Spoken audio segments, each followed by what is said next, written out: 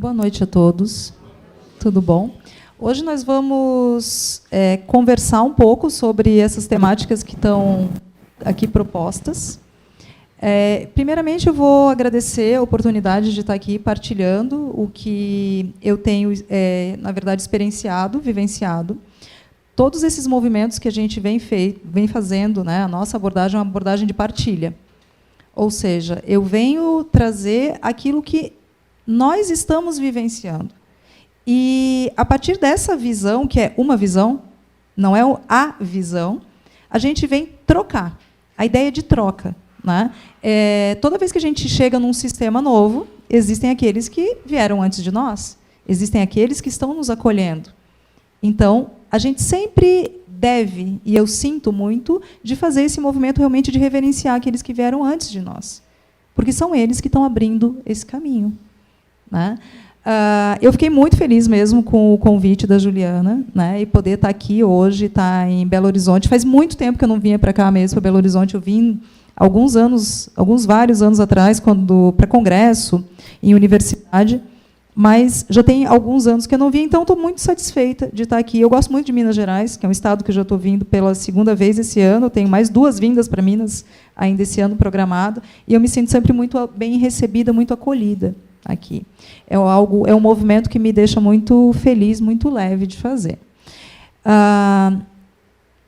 Esses movimentos que a gente está percebendo na OAB, né, os movimentos que são encabeçados ou capitaneados nas ordens dos advogados, então, do Brasil, eles têm um determinado perfil.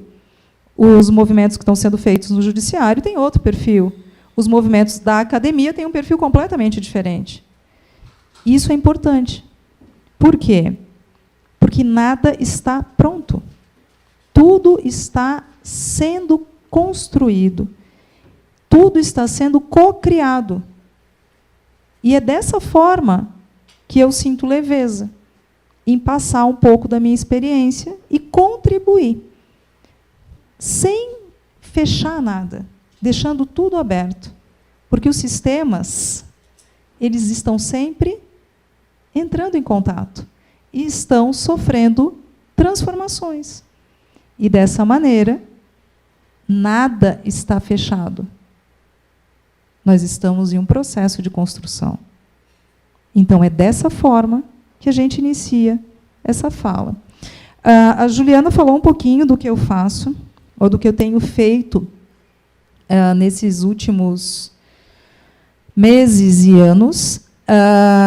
E isso tem impactado nacionalmente, porque, por exemplo, os projetos que nós temos no HCTP, que nem eu lembro a sigla, é o Hospital de Custódia e Tratamento Psiquiátrico, né, é o HCTP. E a Casa do Albergado deveria ser uma casa do albergado, mas não é uma casa, é um local no qual as pessoas acabam passando anos. Né? Então, são 2 movimentos que me fizeram olhar para os excluídos. E aqueles muito excluídos pelo sistema social. E também são, obviamente, excluídos pelo sistema familiar. Isso a gente acaba identificando toda vez que vai colocar o pé em qualquer unidade dessa prisional. Esse projeto ele me levou para vários lugares, nos levou para o CNJ, nós estamos concorrendo ao prêmio Inovare, né? Esse é um prêmio que tem uma repercussão nacional, é uma prática que está sendo reconhecida, foi reconhecido no CNJ, já foi para o G1. Então, ou seja, é algo que está impactando nacionalmente. Mas tudo isso só é possível porque, dentro de mim, existe algo que é olhar para a pacificação social. Quando eu entrei nesse movimento, eu me perguntei, qual é o meu lugar? Quem sou eu? Porque deixa eu contar uma coisa para vocês. Eu sou filha de policial. Eu sou irmã de policial. E quando a gente é filho de policial, irmã de policial, a visão que a gente tem normalmente do indivíduo que está do outro lado é uma visão de exclusão, não é uma visão de inclusão. E aí, quando eu comecei a me deparar com essas questões, eu falei, mas quem és tu, criatura, nesse sistema que estás agindo e fazendo esses movimentos? Né? A tal da perturbação, que quando a gente estuda a teoria dos sistemas, a gente sabe que quando a gente faz um movimento, a gente perturba. Porque tudo fica parado, tá bom, eu perturbei a água, olha aqui, ó, balançou. Para tudo quanto é lado. Né? E se eu apertar, balançar demais, o que acontece? Vai cair. E aí vai dar uma lambança. Agora, se eu só fizer assim, pode ser que seja bom. Sobe até umas bolinhas, quem sabe eu gosto de água com gás, né? Vai movendo. Então, a gente tem que saber que quando a gente toca um sistema, quando a gente chega em BH e a gente vai falar em BH, a gente está mexendo no sistema, a gente está fazendo um movimento de perturbação do sistema. E todo movimento precisa ser feito com muita cautela, com muito respeito. E com amor, mas com amor verdadeiro. Um amor que vem da alma. Não é o amor da boca para fora. Se a gente for parar para perguntar para cada um de vocês o que vocês acham que é o amor, eu vou ter, se tivesse 70 pessoas, eu vou ter 70 respostas diferentes. Mas é aquele amor da alma. Né? Então, eu tive que descobrir qual era o meu lugar até para poder ter força, porque não é um movimento dos mais simples. Então, eu tive que encontrar o meu lugar. E eu sempre tive, desde o início da graduação do curso de Direito, me identifiquei com o viés pacificador. E aí eu falava assim, nossa, esse sistema não tá muito certo, não dá certo para mim, né? Não é que não está certo. Eu não enquadrava nesse sistema. E eu sempre gostei muito de multiculturalismo, né? Porque todo mundo é irmão, gente. O que os caras estão lá na Namíbia passando fome? Ele é meu irmão, né? E eu sinto empatia por ele, naturalmente, por ele ser humano. Né? Quem está na Síria. E aí eu fui encontrar a minha identidade dentro do sistema, ou no sistema do direito. E aí eu me encontrei em duas coisas, que foi direito internacional e os métodos, que em qualquer lugar do mundo chama Alternative Dispute Resolution, né? Métodos alternativos de solução de controvérsias. Que eu também falo que a gente não soluciona nada, quem soluciona são as partes. Né? Eu posso fazer a perturbação com a técnica que for mais adequada, com um mix de técnicas que forem mais adequados, para que essas partes possam amadurecer, porque o conflito não é meu. Ou é meu? Não é, né? Alguém aqui leva o conflito do outro como seu? É? Então tem que pensar sobre isso, né? O conflito é das partes. Eles têm pai, têm mãe, não tem? Você também tem, né? Então, você não é pai, nem mãe do seu cliente. Mas isso é uma coisa bem natural. Né?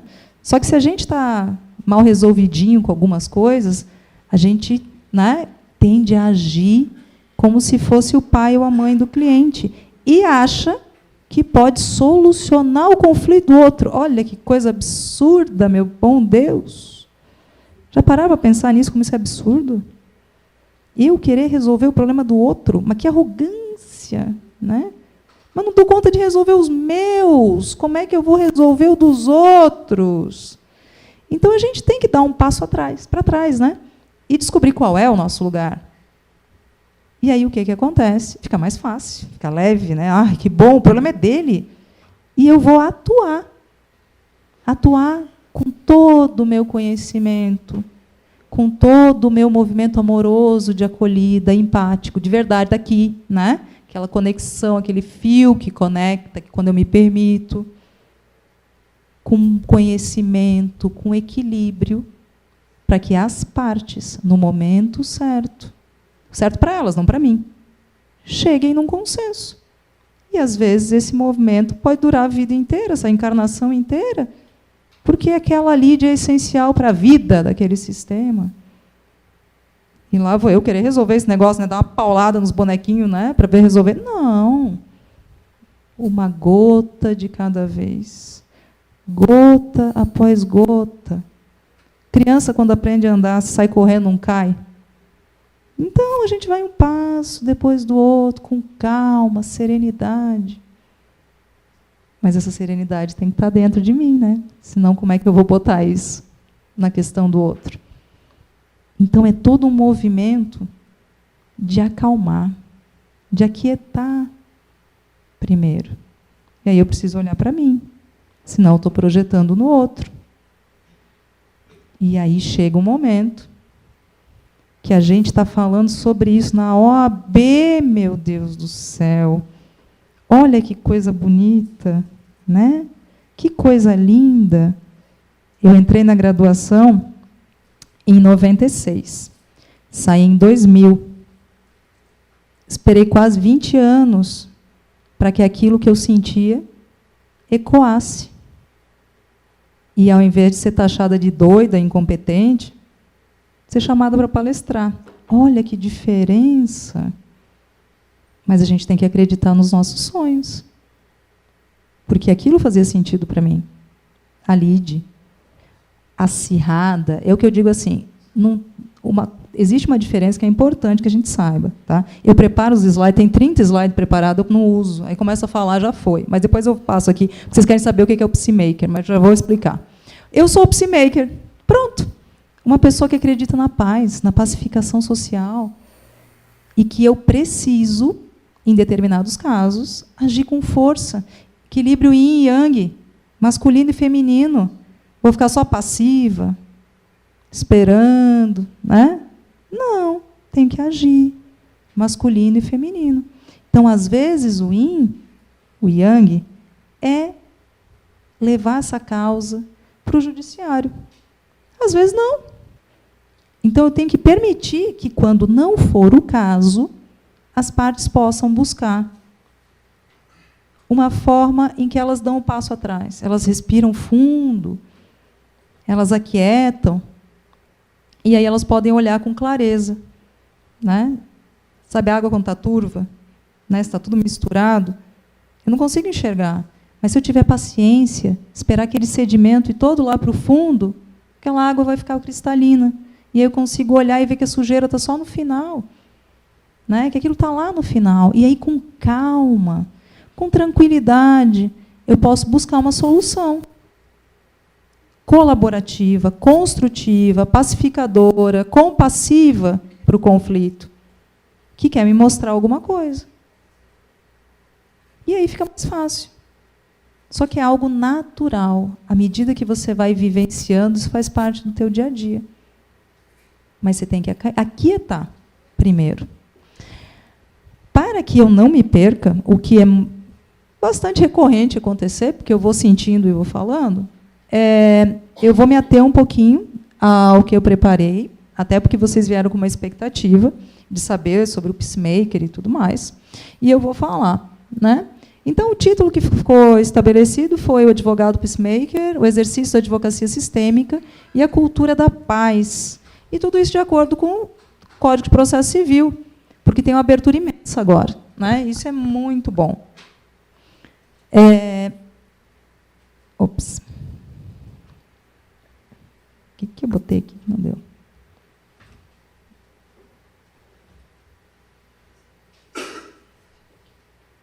Aqui?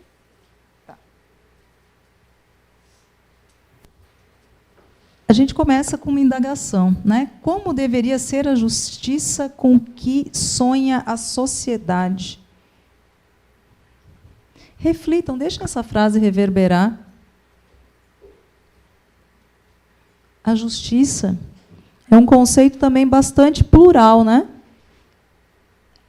E muitas vezes as pessoas confundem justiça com condutas agressivas, com 50% para um e 50% para outro, sendo que não tem nada a ver. Ultimamente, eu tenho pedido para as pessoas que troquem a palavra justiça por equilíbrio. Então, ao invés de buscar justiça, que muitas vezes as pessoas se equivocam, né? Por exemplo, se você conversar com o leigo, ele fala, eu vou procurar a justiça. Quando ele fala, eu vou procurar a justiça, ele não está atrás da Temis, ele está atrás do Poder Judiciário, que, para ele acha que é a justiça. Quem diz que o Poder Judiciário é a justiça? Não. Muitas vezes a justiça é um pedido de perdão. A justiça ela vai ser promovida. E ela vai ser satisfatória para aquele casal, naquele momento, para aquele filho, para aquela mãe. Então, existem várias perspectivas, mas é algo muito delicado, é muito sutil. Então, que justiça? Né? Muitas vezes se pergunta, meu Deus, para uma mãe que o filho foi assassinado, justiça para ela é que aquele que tirou a vida do filho morra. Isso lá é justiça? Para ela é, na visão dela é. Mas existe a necessidade de um equilíbrio. Naquele momento ela está tomada pela dor. Então eu não posso querer perguntar para ela, mãe, o que você quer? Não, eu quero, né, se ele degolou meu filho, como eu peguei um caso outro dia desse, eu quero degolar ele também. Eu quero degolar o filho dele, que seria talhão, né? Isso vai te trazer alívio, vai te trazer leveza, quem sabe naquele momento. Mas se você puder refletir sobre isso, o que vai acontecer? Você vai entender que não é isso que vai aplacar a tua dor. Tem algo além disso. Então a gente tem que repensar o que a gente entende por justiça. O que o leigo entende por justiça, o que o letrado do conhecimento jurídico, né, do saber jurídico, o que ele entende por justiça? Para que a gente possa caminhar junto. Isso a gente vê também nas constelações. Muitas vezes, as pessoas colocam a justiça como sinônimo de poder judiciário. A justiça não está ali naquele lugar. Então, poder judiciário é uma coisa, justiça é outra. Isso é importante. Parece uma coisa tão boba, tão óbvia, né? Só que para muita gente não é. E existe uma confusão imensa. E aí, eu estou mexendo num sistema que eu não conheço. E aí eu tenho que tomar cuidado com isso. Porque se eu estou colocando que a pessoa está orientando, que ela está olhando para a justiça, só que eu estou achando que aquilo é o poder judiciário, está tendo confusão. E aí a gente tem que tomar cuidado. Eu não estou julgando, só estou fazendo uma descrição. Lembra que eu falei que cada um tem um lugar, né? E o meu lugar é o locus da academia, ciência. Quem faz direito e quem opta por fazer mestrado, doutorado, no meu caso, eu tenho essa formação complementar em ciência jurídica. Então, o que eu sou? Eu sou cientista do direito. Olha que coisa bacana. A gente não enxerga o direito como ciência. Já perceberam? Direito é ciência. Ciência jurídica. Que não é necessariamente cartesiana. E aí eu vou contar uma coisa para vocês. Sabe que a ciência jurídica tem uma abordagem naturalmente sistêmica e transdisciplinar? Porque não tem como ser diferente. Você não tem como legislar sem analisar as questões de forma multifatorial. E depois traçar uma trama permeando tudo. O direito nasce de uma abordagem sistêmica das questões sociais. Todo direito versa sistemas.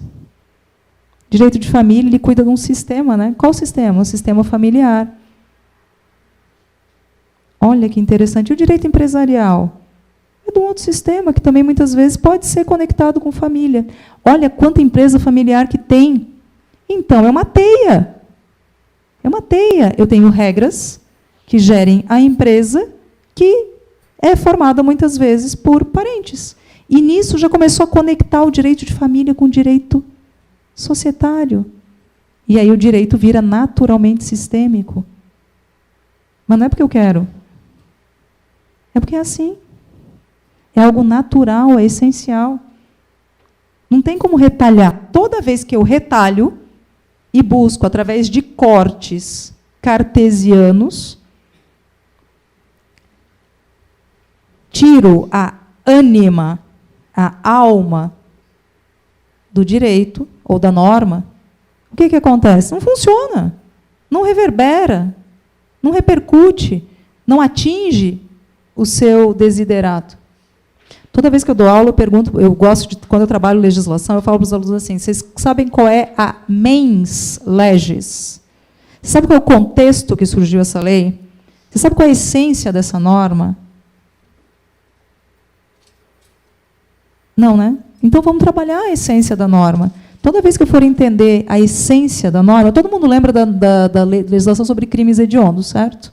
Qual foi o contexto disso?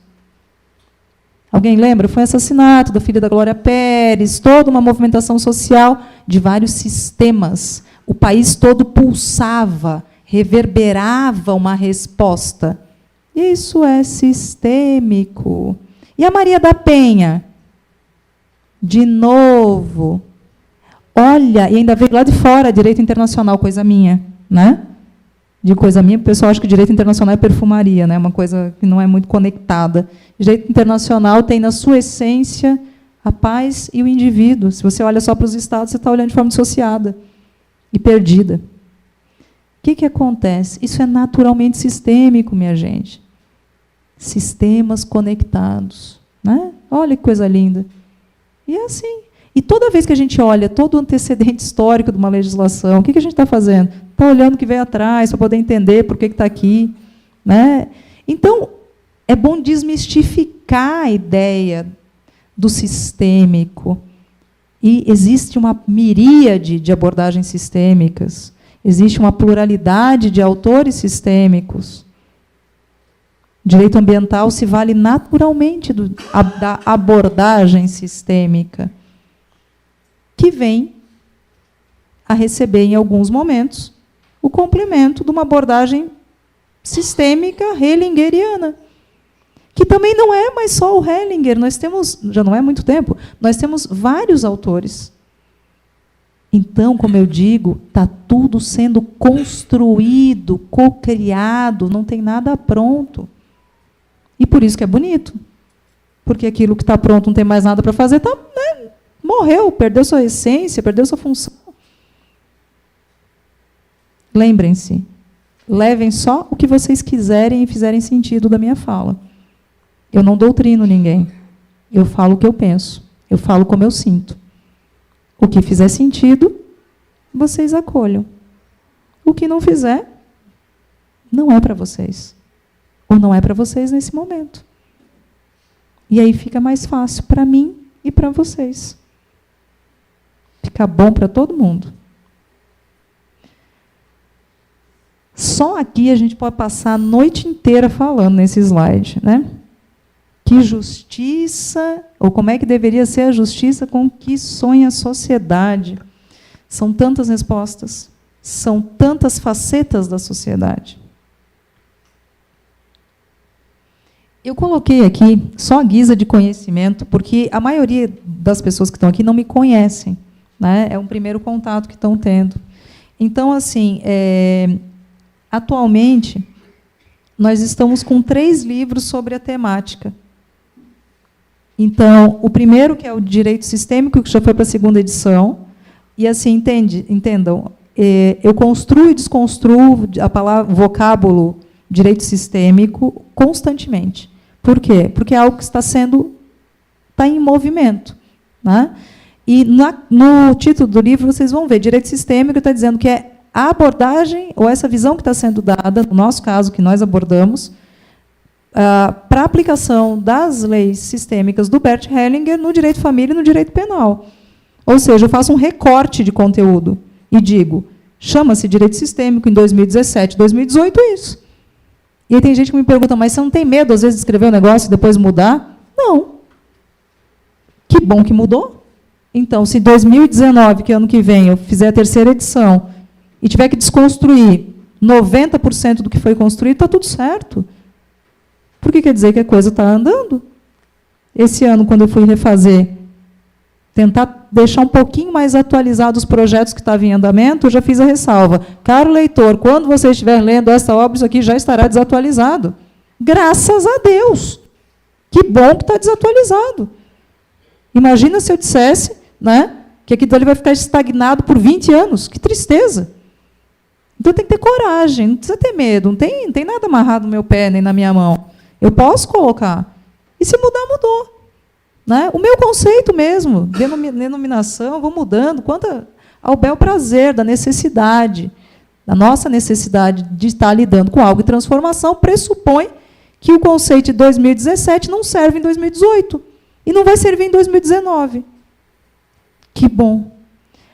Esse ano, também no começo do ano, adoro as férias para escrever, né? Você pode perceber. Nós lançamos a Constelação Sistêmica na Execução Penal. Metodologia de implementação. Olha que nome ousado, né? Qual é o objetivo dessa obra, desse livro?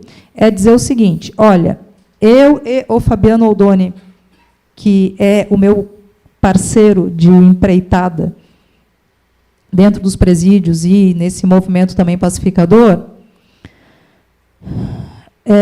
nós criamos a nossa prática. Nós criamos a nossa metodologia. Mas ninguém está dizendo que só tem essa metodologia. Essa é uma metodologia. Então, se eu nunca ouvi falar em constelação na execução penal, e eu quiser ter uma ideia de alguém que já fez isso ou está fazendo isso, tem um livro. Mas é dessa forma que a gente vem trazer o material. Ninguém vem querer dizer que todo mundo que implementar vai ter que implementar dessa forma. Não. Essa é a nossa realidade. E nós sentimos um chamado muito grande de produzir esse conhecimento de fácil acesso. E aí, até no almoço, nós conversávamos. Eu dizia, eu vejo cada livro desse como um ato de amor. Por quê?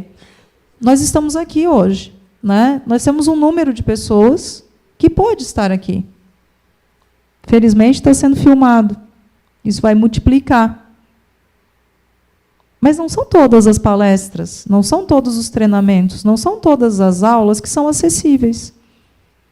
Então, quando a gente lança um livro, a gente entrega para quem quiser aquilo que a gente está fazendo, aquela experiência.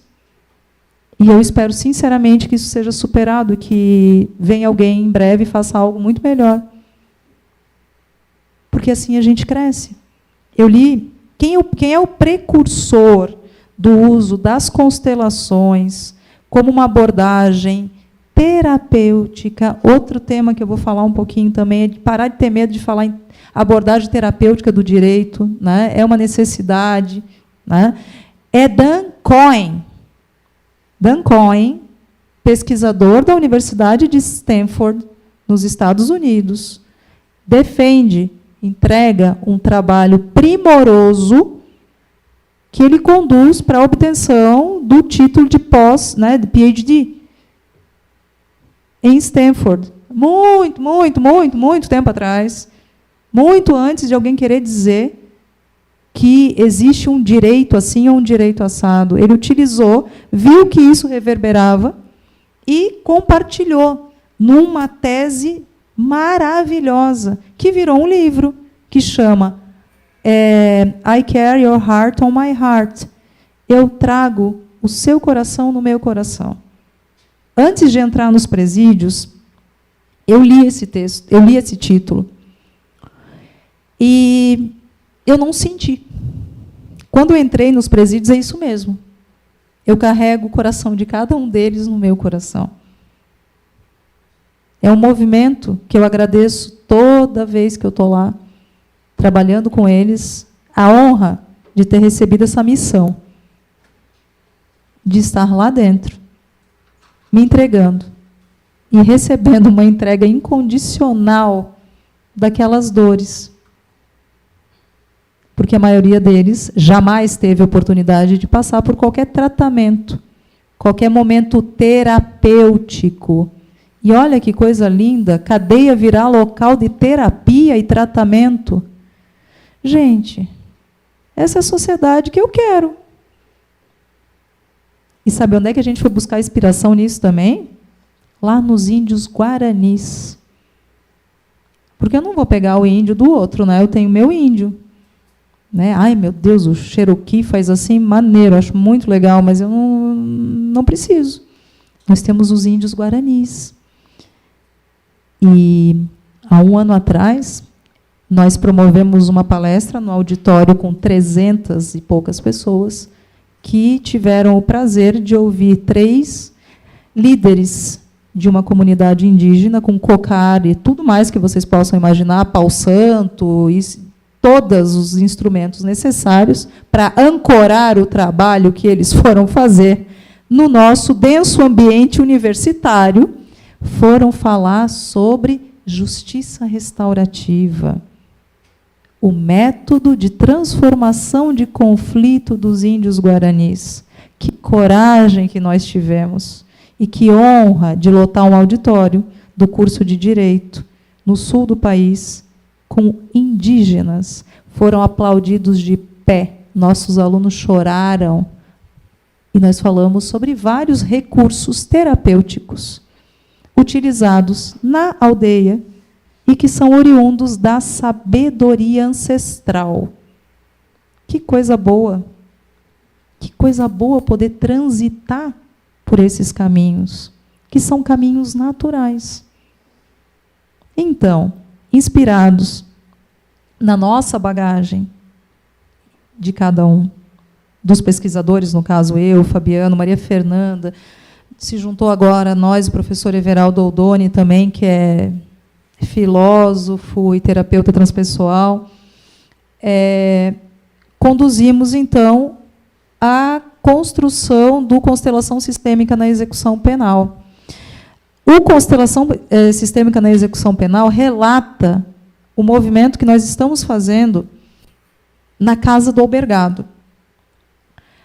Mas nós não fazemos só esse movimento, nós fazemos hospital de custódia. Hospital de custódia, nós fazemos dinâmicas de grupo, que tem uma abordagem completamente diferente daquilo que nós fazemos na Casa do Albergado.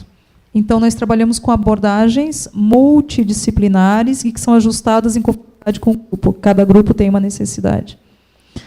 E agora, dia 17, se tudo der certo, um novo olhar para o conflito, diálogo entre constelação sistêmica e mediação. Nasce mais um filhote esse ano. É o meu terceiro filhotinho do ano. E não parei nele, tem mais outro que vai vir. Tá? Graças a Deus, reitero.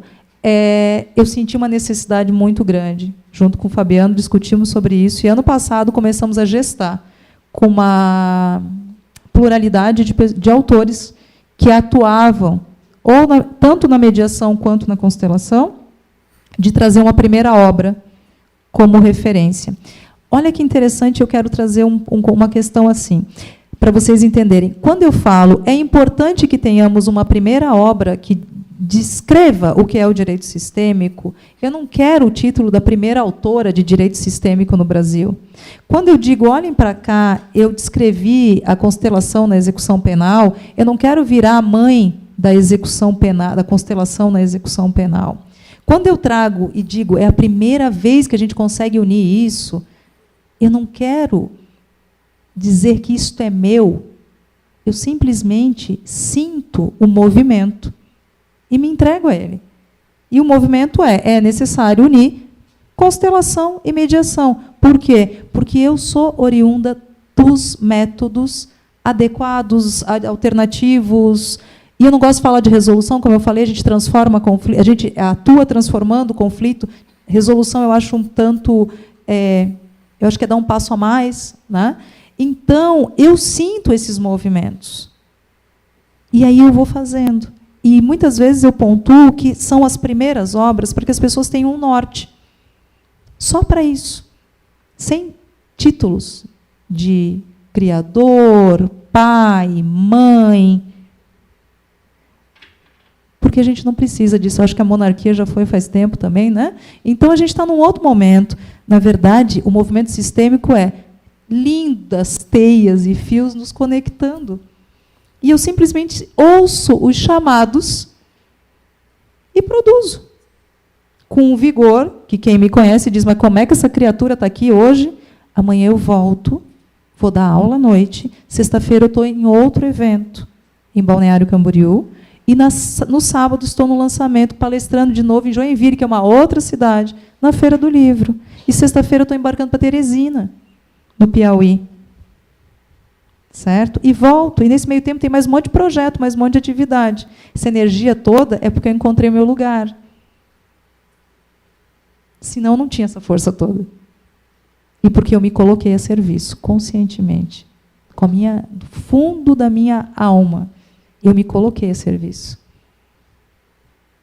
E aí essa força vem. Porque vem junto com todos aqueles que vieram antes de mim e todos aqueles que estão conectados comigo nesse movimento. A força vem de todos nós, não é minha. Mas a gente tem que se permitir. E tem que ter coragem. Porque de vez em quando leva cada invertida, né? Cada uma que vocês não têm ideia. Mas a gente firma a intenção, continua no propósito. Porque o que é maior nunca vai ser ocultado, reduzido por aquilo que é menor.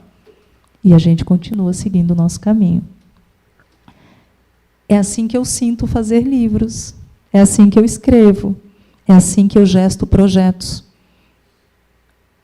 E aí vou trazendo, eu digo assim, eu sou uma grande tecelã, e eu vou fazendo a minha teia. E aí a minha teia vai vindo, com projetos, com livros, com palestras, e com tudo aquilo que o universo quiser. Então, esse é um pouquinho do movimento que eu tenho feito, para vocês entenderem um pouco da Márcia. O advogado peacemaker. Eu tive um período da vida, lá em 2000, que eu ganhei uma bolsa de estudo para ir para a Califórnia, para estudar inglês. Quando eu cheguei lá, eu descobri que tinha a possibilidade, na universidade que eu estava, do sistema da UC, que é a Universidade da Califórnia, tem o UCLA, o UCR, que é Riverside, que é onde eu estava, eu descobri que eles tinham um programa de negociação e mediação. Aí eu falei assim, bom, perguntar não ofende, né? Tem como eu trocar minha bolsa de ensino de língua inglesa por métodos alternativos de solução de conflito? Tem. Pronto. Tive o prazer de, em 2000, quase 20 anos atrás, poder estudar negociação, né? Negotiation, mediation, né? Arbitration, e todos com ation lá, né? E lá que eu descobri o Alternative Dispute Resolution. E que lá funcionava, porque eu já estava numa agonia danada, porque eu estava conduzindo uma dissertação de mestrado sobre arbitragem aplicada aos contratos internacionais, que eu tinha que arrumar um jeito de juntar direito internacional, que eu amava, com métodos alternativos, né? Mas eu digo que lá eu conhecia porque lá funcionava mesmo, na veia, né? Uma coisa assim que é natural. E aí, felizmente, era uma classe multidisciplinar, multiétnica, não multidisciplinar, totalmente multidisciplinar. Foi maravilhoso, foi uma experiência incrível. Então, lá eu comecei a conhecer a figura do peacemaker, em loco, que foi o que fez com que eu conseguisse terminar a minha dissertação de mestrado, porque eu ia abandonar. Porque eu falei, olha, do jeito que está esse negócio aqui, funciona muito, né, na parte, realmente, na parte internacional funcionava. Mas eu queria isso para... Eu queria o que está acontecendo agora, eu queria lá, né? E aí eu estava com meus 22 anos, mais ou menos, 22, 23 anos, eu não tinha essa paciência toda. Eu queria agora, né? E aí eu ficava agoniada com aquilo. Aí, quando eu fui para lá, eu falei, opa, isso funciona, né? Isso foi logo após uma temporada que eu havia morado na Itália, que é um sistema bem mais engessado, né? E os métodos alternativos não funcionavam também. Bom, aquele conceito que todo mundo esperava, né, o que é o peacemaker, né? O peacemaker, então, é um profissional que não busca a solução dos conflitos por meio do ajuizamento de uma ação, mas são mediadores e buscam a resolução dos conflitos trazidos por seus clientes de forma cooperativa e compassiva. Calma. Isso não quer dizer que ele não vá ajuizar se for necessário. Nos Estados Unidos, certo? E se alguém sentir o chamado, pode abandonar a litigância. Mas ninguém está dizendo para excluir a litigância. Ninguém está dizendo para excluir o ajuizamento da ação. Eu venho trazer uma figura jurídica que existe. Não venho dizer que essa é a melhor figura que tem. Eu venho dizer que essa é uma figura que existe. Então, esse cuidado que a gente tem que tomar, muitas vezes, que é assim, ó, Ah, que bom seria um mundo em que todo mundo conseguisse resolver seus conflitos de forma autônoma, né, autocompositiva, ou melhor, que nem conflito tivesse para alguns. Conflito é vida, a gente vai, né, fazendo a roda girar. Mas não é porque eu acho isso que eu tenho que preconizar isso como sendo uma verdade absoluta. Porque o conflito é necessário, muitas vezes. Então, a gente tem que acolher o conflito. Todo movimento que eu faço, eu fui dar aula numa pós de processo civil ano passado. Todo mundo, né, litigante ao extremo. E Jesus Cristo, eu falava sobre essa constelação, eles me olhavam como se eu estivesse falando uma coisa do outro planeta. E a minha disciplina, felizmente, era a abordagem da mediação e tudo mais. Eu falei, vou botar constelação porque eu quero botar, e me permitiram. Chegou um deles, falou para mim, professora, assim, ó, tudo bem, eu respeito a senhora, eu vejo seu movimento, só que assim, isso não faz o menor sentido para mim. Eu falei, está tudo certo, não precisa fazer. Está tudo certo, não tem problema.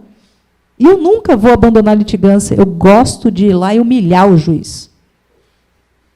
O que eu posso fazer, meu filho? Nada. É o movimento dele, para ele faz sentido. Para ele faz todo sentido. E eu tenho que respeitar e acolher. Jamais eu deveria dizer para ele, olha, abandone a litigância. O meu caminho é o caminho certo. Isso é messianismo, né? Não quero criar uma legião. Estou dizendo, olha, este é um caminho. Você sente o chamado de tentar buscar de forma cooperativa a solução? Você sabia que existia a figura de advogados que optam voluntariamente, porque sentem que chegou o momento de não mais ajuizar as ações? Ótimo. Isso fez sentido para você? Está tudo bem, então acolhe e leva.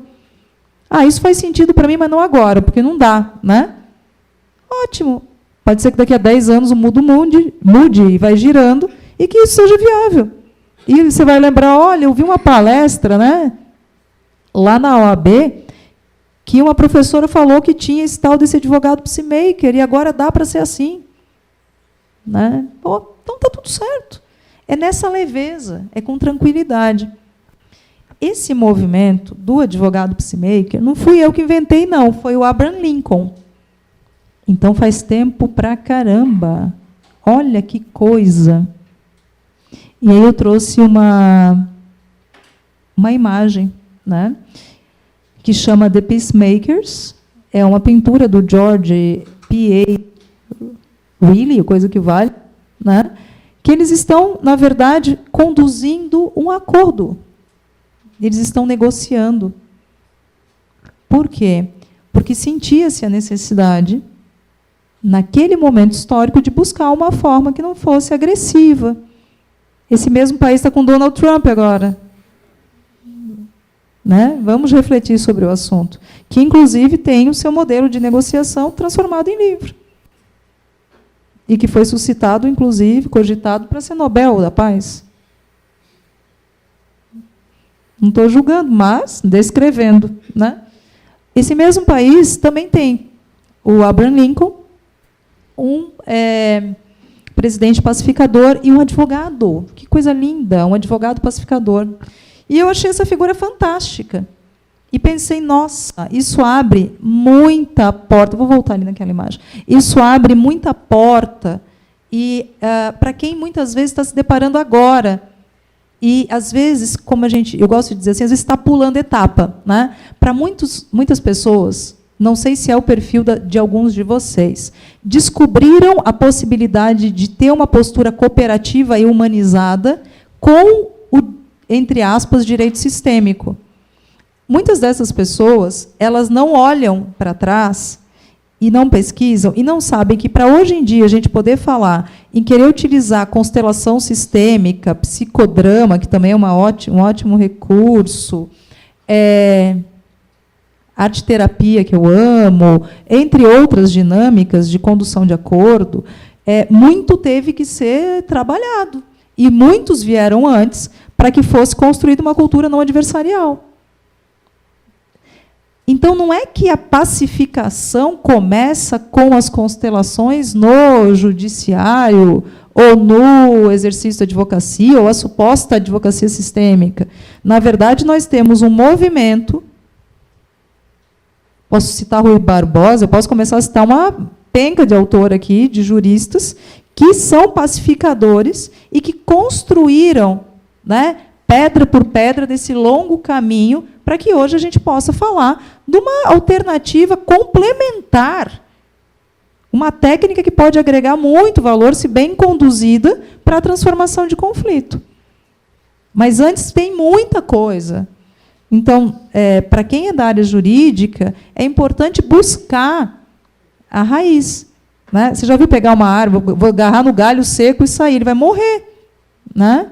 Então, o que eu vou fazer? Vai regar o pezinho lá da planta, vai descobrir de onde isso vem. E aí, com força, você vai entender que a postura sistêmica pode ser cooperativa. Mas nem toda abordagem sistêmica é cooperativa. Nem toda abordagem sistêmica é cooperativa. Porque nem todo sistema é necessariamente cooperativo, compassivo. Num sistema em que um vai lá e tira a vida do outro,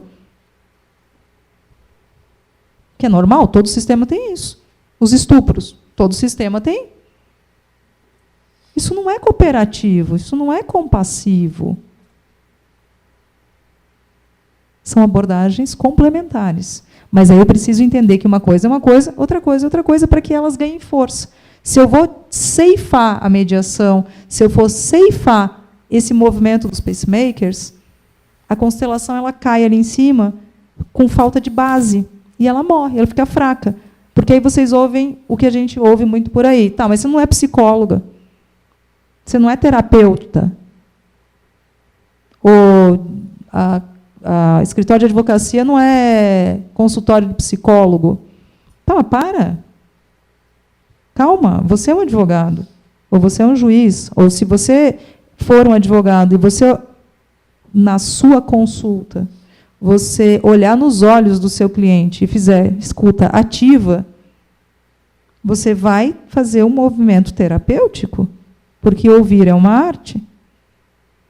Qual é o advogado que não faz isso, gente? Claro, tem exceção à regra, mas eu digo assim, qual é o advogado que não ouve o seu cliente? Esse é um momento terapêutico. E se eu acolher o cliente, e quem trabalha com direito de família normalmente acolhe, eu já estou fazendo um trabalho terapêutico, cooperativo, compassivo e pacificador. Agora, se eu quiser abordar o problema, e é o que eu digo, jogar querosene no incêndio, aí é uma postura minha. Agora, não, eu quero agregar à minha postura naturalmente cooperativa ferramentas sistêmicas. Que coisa ótima! Seja bem-vindo. E essas ferramentas entram e fazem parte do teu conjunto de recursos e agregam muito valor ao teu atendimento. Mas não dá para botar, né, como dizem os meus antepassados, a carroça na frente dos boi. Porque tem outras coisas que vêm antes. E tem que sentir, meu filho. Você não dá para ser meio amoroso. Né? Ou você ama ou não ama. Não dá para ser meio compassivo. Ou não dá para ser compassivo aqui, né, e sair espumando lá fora. E a gente tem que aprender. Depois eu vou compartilhar com vocês um processo pessoal que eu estou vivendo meu, que começou semana passada, nesse domingo, na verdade, nessa semana, em que eu estou na parte do aquieta. Né? Por quê? Porque eu tenho que ter calma e tranquilidade para depois tomar a medida. Porque, senão, eu vou agir de forma diferente daquilo que eu falo. Né? Aí não faz sentido, né? Aí eu viro uma fraude. E aí eu não tenho força nenhuma. Então, segura a tua onda, te acalma, acolhe a tua dor, respira fundo, né? Ego está berrando, já berrou mais, então espera, está tudo certo. Com calma, né? Existe a figura do peacemaker, e existe um período que, historicamente, economicamente, é conhecido como antebellum lawyers. Antebellum é o período, tá? E aí, antebellum lawyers eram os advogados desse período. De forma geral, e Lincoln, em particular, não queriam resolver todas as disputas através do ajuizamento. Está ressaltado. Eles não queriam resolver todas as disputas através do ajuizamento. E eles, então, não eram apenas defensores do tribunal para os seus clientes, eles também desempenhavam um papel de mediador. Mediador. Quando a Chiara, que é minha filha, e o Vincenzo, que é o meu filho, estão se pegando, e um está puxando o cabelo do outro, eu tenho que mediar o conflito. Todo mundo media. Melhor ou pior, do seu jeito, com técnica, sem técnica, certo? Então, todo mundo media. Então, vamos quebrar também com um paradigma, que é a ideia do quem é o mediador. Existe no Brasil a figura do mediador judicial, certo? Bom, mediador judicial é aquele que fez o treinamento e recebeu a qualificação de mediador judicial. E aquele que não fez treinamento de mediador judicial, mas que foi para os Estados Unidos, que nem eu estudar lá, e que fez trocentos outros cursos que não é judicial, e que dedica a vida para a pacificação social, não é mediador? Claro que é. E a dona Maria, que é a pessoa mais sábia do bairro, que é muitas vezes anciã, e quando a coisa fica ruim, o pessoal vai lá. Não é uma mediadora? E muitas vezes não é só mediadora, é conciliadora. Mas ela aconselha. Aconselha com amor e com a sabedoria da vida, com a experiência, com a vivência. E ela tem uma empatia natural, porque as partes vão até ela, porque respeitam toda a sua sabedoria. Então, vamos também quebrar com essa ideia do mediador tão engessado, né? Existem vários estilos de mediação, não vou dar aula de mediação aqui, porque não é o caso, né? Eu entendo e me filio à corrente do Vará, que é a varatiana, que vê a mediação como um momento terapêutico. Certo? A mediação é um momento terapêutico. A mediação de uma aula é um momento terapêutico. A mediação, que é o que eu estou fazendo numa palestra, é um momento terapêutico. São momentos terapêuticos. Se você não se permite, é uma escolha. Mas são momentos terapêuticos, ou podem, em potencial, ser momentos terapêuticos. Cada um com a sua identidade. Mas isso é natural. E o direito cada vez mais busca uma vertente dele por um recurso terapêutico, sem medo de dizer que nós somos e fazemos ações terapêuticas no âmbito do direito. Porque é importante, porque a sociedade clama, as pessoas clamam. Um atendimento humanizado.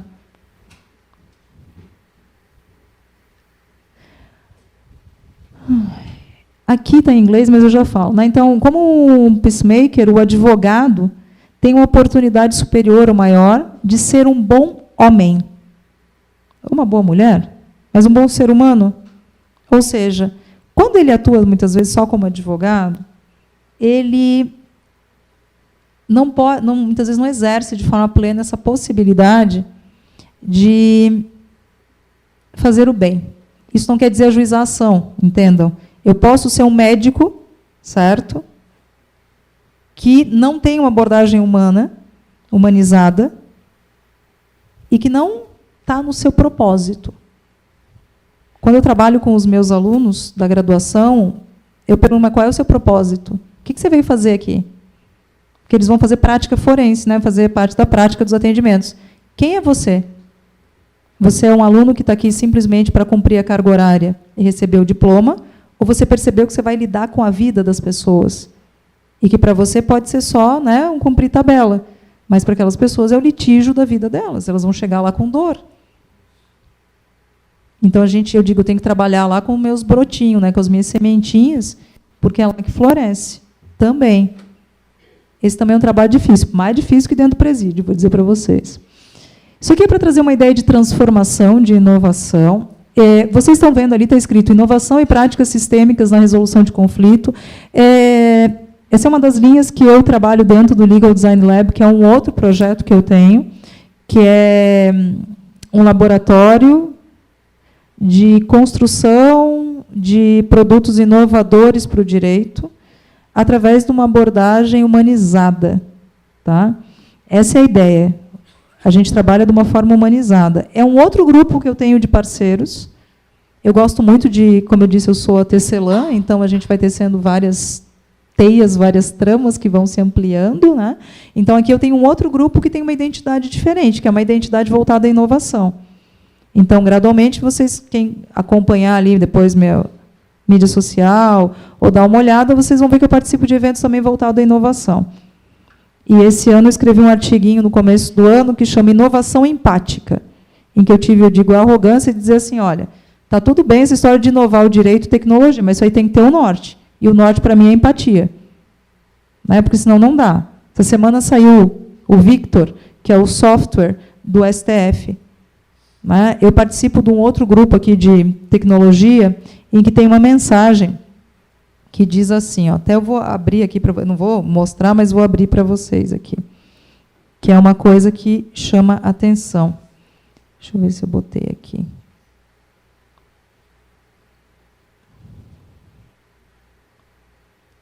Minhas coisinhas aqui. Não vou achar. Mostrei para os meninos ali. Está aqui na B2.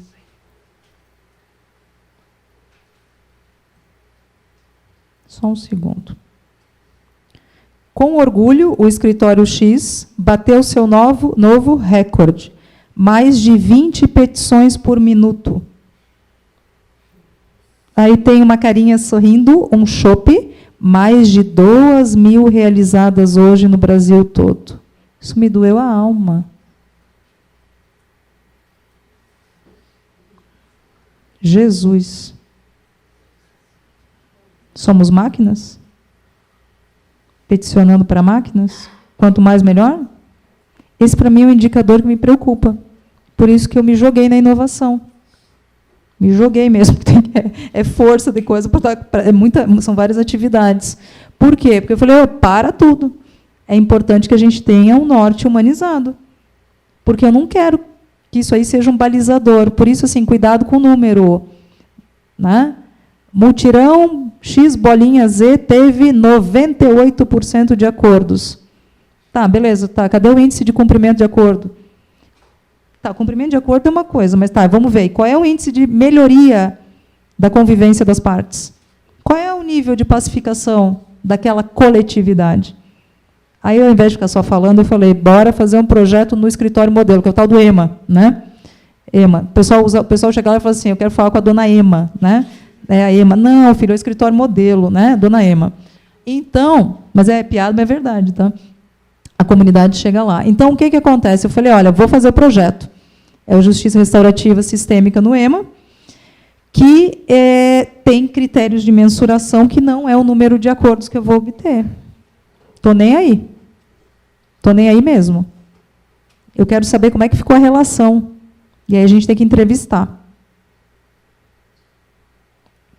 Porque ainda é cartesiano, né? Aí o indicador é outro. Porque eu tenho que saber como é que ficou aquela relação. Porque para brotar 100% ou 98% de acordo com a figura impositiva do juiz do lado do tipo vai dar acordo, eu acho fácil. Você falou, eu lembro que eu falei, pode gravar tudo. É isso aí, eu acho fácil. Número é muito fácil de mexer. Agora, vai mexer com alma. Aí é diferente. E a pacificação social não é com número, filho. Porque se fosse com número, olha aqui, 2.000 processos realizados hoje no Brasil todo. Que tristeza. Né? Como máquina. Aí é o que eu digo para os meus alunos. Esse aqui é o profissional que é substituído por máquina. Agora, aquele que vai fazer o atendimento humanizado, e por isso, muitas vezes, deixar de judicializar quando for conveniente, quando for para aquele caso, certo? Esse não é substituível. Porque a empatia verdadeira, né? Porque tem gente que acha que empatia é outra coisa. Né? Então, assim, a empatia, né, ela é uma qualidade, por assim dizer, do humano. Ou do meu cachorro, por exemplo, né? Que ele é ótimo nisso. E vários animais têm essa capacidade. Se a gente tiver um pingo de humildade e não querer achar que é uma meta-espécie, é uma coisa boa também. Né? Então, a gente encontra em seres vivos, não em inteligência artificial. Mas a gente tem que honrar os animais, porque a gente aprende muito se quiser se permitir. Né? Tudo, planta, animal, todos os seres vivos. Porque está todo mundo conectado. Isso é sistêmico. Né? Todo mundo faz parte. Na sociedade, então, norte-americana, esse perfil pacificador do exercício de advocacia passou por um processo evolutivo ao longo dos anos, e, atualmente, podemos conceber os advogados peacemakers do século XXI como profissionais que fazem a escolha, essa palavra escolha é um ponto-chave, de não mais ingressar em juízo, mas sim solucionar os conflitos de forma extrajudicial e cooperativa, porque eles querem, não é porque é uma imposição, não é porque é um modismo. Então, é um processo de amadurecimento que não é para todo mundo, é para quem se identificar com esse perfil e para quem tiver causas desse tipo, com essa identidade. Aqui, isso aqui é a tradução de uma passagem do livro do Mark Steiner, né? The Lawyer as a Peacemaker, Law and Community, em Abraham Lincoln's Slender. Não, esse aqui não é do livro dele, mas ele tem um livro muito bom que vocês podem baixar esse livro no Kindle, tá? Que é maravilhoso. E acaba sendo uma referência, porque a gente tem que encontrar referências, né? Então, o que ele diz? Aproximadamente há uma década, decidi concentrar-me totalmente no processo de paz e recusar qualquer outro litígio. É o movimento dele, que para ele faz sentido. Meu exercício da advocacia está dividido em duas partes iguais. Eu atuo como mediador neutro, 50% do tempo. Presta atenção, lá tem uma estrutura, certo? Que permite. Aqui é um processo em construção, né? E lá ele é exceção à regra, não é padrão. E a outra metade é composta por 4 papéis de representação. Representando, então, clientes durante mediações conduzidas por outros mediadores, ou seja, ele é advogado que atua na mediação. Por quê? E também, sabe que os momentos de almoço antes de eventos são momentos riquíssimos de debate, né? O advogado, quando ele vai participar de um processo de mediação, ele tem que ir com uma postura cooperativa. Porque aí ele colabora, né? Ele agrega valor. E aí é bom, porque traz uma segurança para a parte. Porque ele está do lado, né? Ele não é o pai nem a mãe, lembra? Né? Mas é que ele tem o conhecimento jurídico. Ele tem expertise. Olha quanto tempo que ele estudou, né? Quanto tempo que a gente estudou para isso. Então, ele traz aquela segurança de estar compondo um acordo juridicamente viável. Porque, muitas vezes, eu posso querer compor um acordo que parece lógico, mas não é viável juridicamente. Então, o advogado é importantíssimo, sim. Advogado colaborativo, no caso dele, advogado auxiliar para as partes que se autorrepresentam, está faltando um M, e advocacia voltada à composição de acordos na esfera do direito de família, como, por exemplo, pré-nupcial e pós-nupcial. Então, na condução e realização de pactos. Isso é muito mais comum para a realidade deles. E a gente pode fazer isso também. Por que não?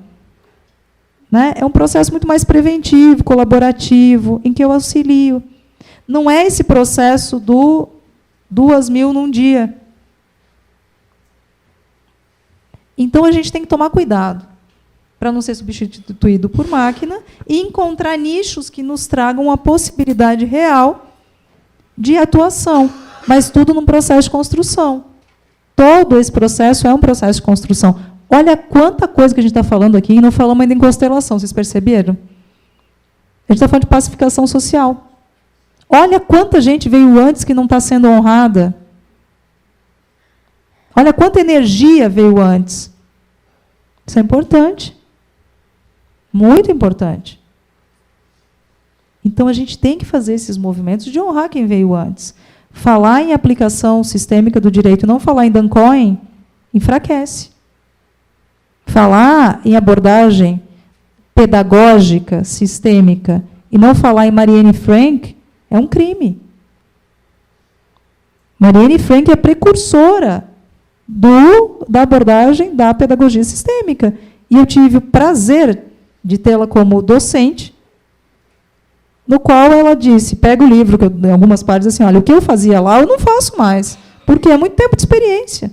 Isso é muito bom. Né? No começo, ela constelava as crianças. Depois, eu falei, não constelo mais criança, não é mais adequado. Né? A gente faz outro tipo de dinâmica, não façam. E aí, eu, como eu sou muito metida, Eu perguntei, Mariane Frank, eu quero usar isso, né, na graduação. Ela falou, não. Eu falei, não, para mim é a mesma coisa que sim ao quadrado, né? Bora usar. Uso, funciona, que é uma beleza.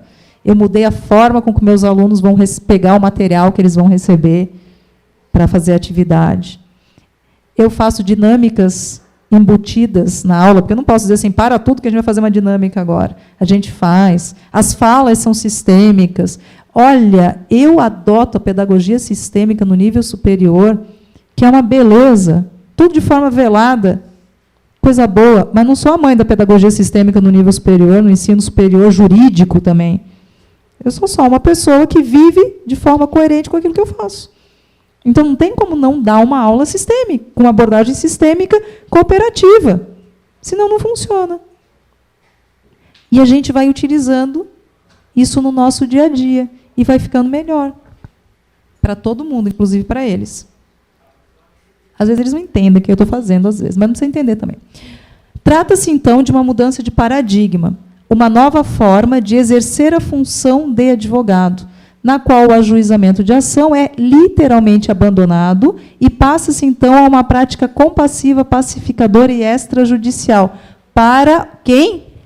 Para o nosso amigo Steiner, que numa sociedade que, lá no Abraham Lincoln, estava falando sobre fazer o que a gente está fazendo agora. Né?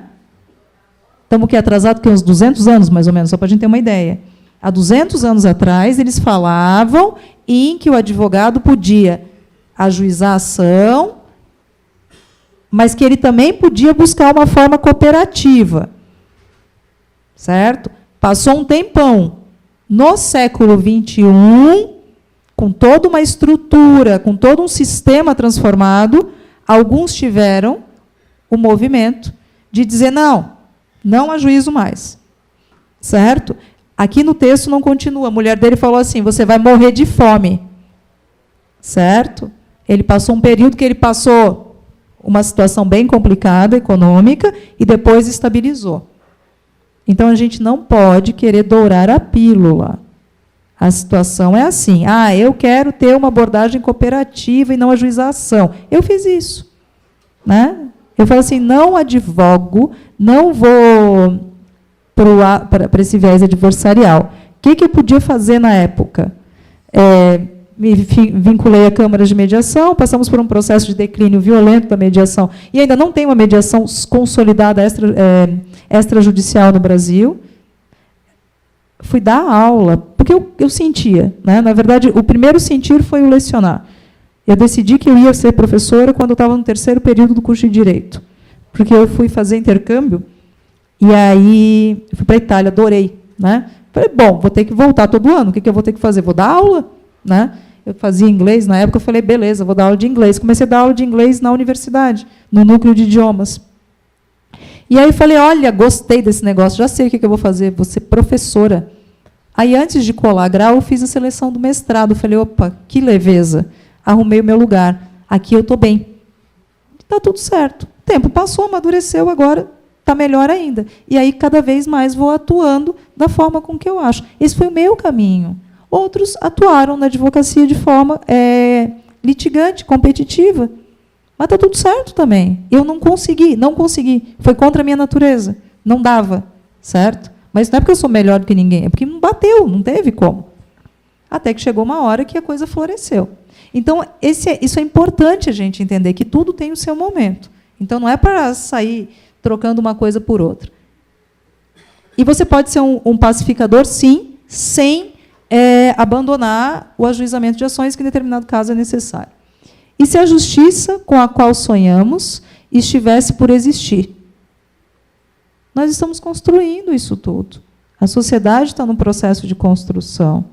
Uma justiça, uma abordagem judicial cooperativa, terapêutica, compassiva, que acolhe uma multiplicidade de técnicas e recursos para a pacificação social. Não tem uma meta técnica. Todas são boas, todas são válidas em determinados contextos. O que é bom para mim não necessariamente é bom para o outro. Se eu tive uma experiência maravilhosa com a constelação, pode ser que para o outro não seja o momento. Por isso que eu sou contra juiz intimar para participar de vivência de constelação. Convide quem você quiser convidar, não intime. Se a pessoa não está no momento, respeite, senão vai ficar pesado para você. Esse é um outro movimento, com todo o respeito que a gente está vendo acontecer. Magistrados que se sentem tocados, porque sentem muito alívio com a possibilidade de trazer um exercício da magistratura humanizado, começam a impor a participação. Cada um tem o seu momento. Por exemplo, meu pai nunca participou e acredito que vai desencarnar sem ter participado, porque não é o movimento dele. Minha mãe achou o máximo, foi atrás. Meu marido, maravilha.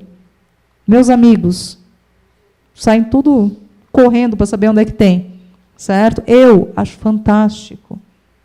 Mas cada um é cada um. Meu chefe, em hipótese nenhuma. Por quê? Porque cada um tem um perfil, cada um tem uma identidade. Então, a gente tem que respeitar. Então, muitas vezes, eu não estou pronto para aquilo. E aí, eu não quero ir. E está tudo certo. E o advogado tem que garantir esse direito de respeitar o momento do cliente. Então, por isso que a gente trabalha com uma pluralidade de técnicas, para que não haja uma técnica que passe por cima das outras. Eu, particularmente, gosto muito, para atendimento, dos bonequinhos, certo? Por quê? Porque, para mim, funciona muito bem. Porque o perfil que me procura gosta muito desse tipo de atendimento. Porque é um atendimento que as pessoas se sentem mais salvaguardadas, menos expostas. Se você for perguntar para a maioria das pessoas, elas nunca fizeram terapia de grupo. Então, elas nunca passaram por um processo de terapia de grupo. Então, elas se sentem nuas, muitas vezes. Se sentem agredidas. Com dinâmicas de grupo. Não estou falando da dinâmica da constelação, especificamente. Você está pegando uma pessoa que nunca fez uma dinâmica de grupo, colocando uma dinâmica de grupo bastante intensa, certo? Na qual ela vai... Assim, ó, uma capital é uma coisa, gente. A gente está falando de cidades que são minúsculas. Todo mundo conhece todo mundo. Então, tem que tomar muito cuidado. A pessoa não está afim. Ela tem que ser respeitada. Então, o que eu entendo, né, no meu humilde entendimento? Cada caso é um caso, tem dinâmicas que é fantástica, dinâmica de grupo, constelação com as pessoas representando, a dinâmica de grupo, incrível. Mas nem todo... O que eu quero dizer assim, ó, nem toda comarca tem que ter mutirão, daqui a pouco, de constelação, com a dinâmica de grupo. Cada caso é um caso. Né? Porque senão vira modinha. Aqui deu tanto por cento de acordo, tal. Então, calma. Né? O senhor ali, que é consteladora há mais tempo, qual o seu nome, perdão? Hércules. Como é que eu vou me esquecer do nome desse ainda por cima? Né? Hércules, com essa força toda. Né? Hércules. Olha o trabalho de Hércules, que é todo o seu processo de construção, de manutenção da sua sanidade, do seu equilíbrio, de um constante processo, de uma metamorfose contínua. Olha a força do Hércules, gente, que eu sinto reverberar aqui. E de outros mais, mas quem está há mais tempo é Hércules, então vamos honrar Hércules. Olha o que acontece. De repente, parece que tem um Hércules a cada esquina. Para o leigo, para quem não passou por um processo de transformação, acha que todo mundo tem a força de Hércules. Mas Hércules foi construído e está em constante processo de construção. Então, a gente tem que tomar cuidado, porque vira modismo. Minas Gerais é um celeiro de consteladores. É uma coisa linda. E eu fico tão feliz de ser acolhida nesse celeiro tão fértil. Então, a gente tem que tomar cuidado, porque nem toda comarca tem 3, 4, 5, 6 consteladores disponíveis para atuar gratuitamente, porque é pro bono, nesses movimentos. Então, a gente tem que tomar cuidado com isso. Quem são os consteladores? Não estou julgando, presta atenção. Quem são? Estou perguntando. Quem são os consteladores que se colocam à disposição? É uma progressão geométrica. Quem está equilibrado para lidar com isso? E o sigilo, quem constela? E mesmo quem não constela, quem atende? E que se depara com questões que são questões muito delicadas. Numa comunidade pequena, como é que fica a ética? A gente não tem disciplina ética ainda preconizada para a ética do constelador que atua em juízo. E agora, gente? Tem muito a ser construído. Nem todo mundo é ético. Ah, mas em toda profissão, ok, mas cadê o código de ética? Eu não estou engessando, entendam. A gente precisa ter segurança, segurança jurídica. Porque quem é que entrou no sistema jurídico? Foi a constelação, certo? Quando eu começo um curso de formação, eu faço os meus alunos o movimento, que normalmente são consteladores, de reverenciar o sistema que eles estão entrando, que é o jurídico. Porque eles são os últimos a chegar no sistema. E eu só tenho força, como consteladora, nos meus projetos, porque eu reverencio a minha condição. Porque, senão, fica muito complicado. Muito complicado. A estrutura judicial, a estrutura jurídica, a estrutura que nós temos, ela já está aí há muito tempo. A sociedade, ela tem a sua estrutura.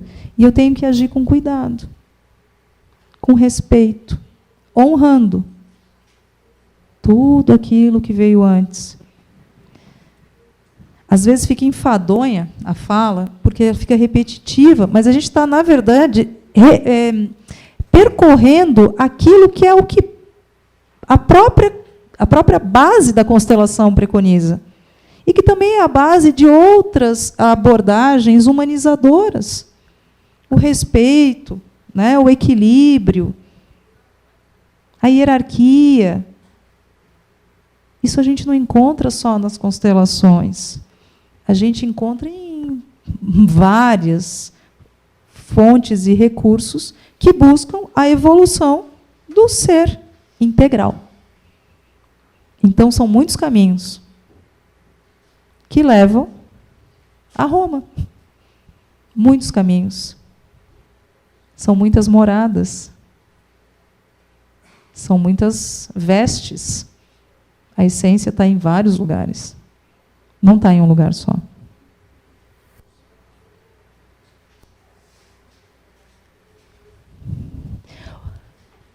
Carl Jung, né? Ser humano fantástico, inspirador. O melhor trabalho político, social e espiritual que podemos fazer é parar de projetar nossas sombras nos outros. Só reverbera. O que muitas vezes o advogado que... Não vou nem botar o advogado, pegar o professor, né? Aquele professor que é carrasco, né? Naquele momento, ele aproveita que ele está ali para projetar as suas sombras. Então, se eu não conheço, se eu não me conheço, primeiro processo, autoconhecimento, compreensão do ser como um ser integral. Segundo, não necessariamente nessa ordem, né? Eu vou ter que chegar uma hora que eu vou ter que olhar para as minhas sombras, aquela parte que dói horrores, né? E que não para de aparecer sombra, é uma coisa incrível, né? Quanto mais a gente fala assim, não, deu uma melhoradinha, lá vem uma coisa horrorosa, que você fala assim, mas isso está aqui dentro ainda, e é grande, meu Deus do céu, né? Então, vai lá, mais uma casquinha, e vamos, né? Ou alguém vai achar, por um acaso, que não tem sombra, né? Se achar, tem que começar a rever seus conceitos. Na verdade, está dominado, né? Mas deixa quieto, vamos parar por aqui. O que acontece? Se a gente trabalhar um pouquinho com autoconhecimento, com qualquer profissional, de qualquer área, buscando uma abordagem freudiana, junguiana, o que vocês quiserem, o que vocês sentirem. todo mundo sai melhor. Cada um tem o seu caminho. Então está tudo certo. Mas presta atenção, não está tudo certo porque o campo dá conta. Né? Não está tudo certo porque tudo certo porque está tudo certo. Não está tudo certo porque eu não sei, mas fico sabendo, e está tudo certo porque ninguém entendeu no final. Não, está tudo certo, porque eu não vou estar julgando. E cada um tem uma visão de mundo diferente. E cada um tem uma forma que se ajusta melhor. Né? O que eu estou falando aqui pode não fazer o menor sentido para uma outra plateia. Ou pode não estar fazendo menor sentido para algum de vocês.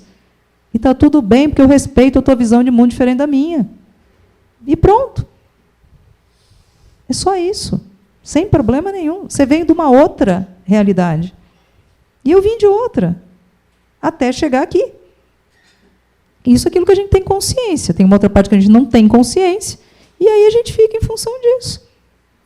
E querer achar que o que eu estou falando está certo é um baita equívoco. Porque pode estar certo para a minha visão. Mas pode não estar certo para nenhum de vocês. Isso não é um problema. Isso é só uma mera constatação. Isso não me incomoda também. E não é porque eu não me importe com a minha plateia. É porque simplesmente eu não estou aqui para doutrinar ninguém. Essa é uma coisa que dói em mim, quando eu leio essa frase. O fraco nunca pode perdoar. Perdão é um atributo dos fortes. Mahatma Gandhi.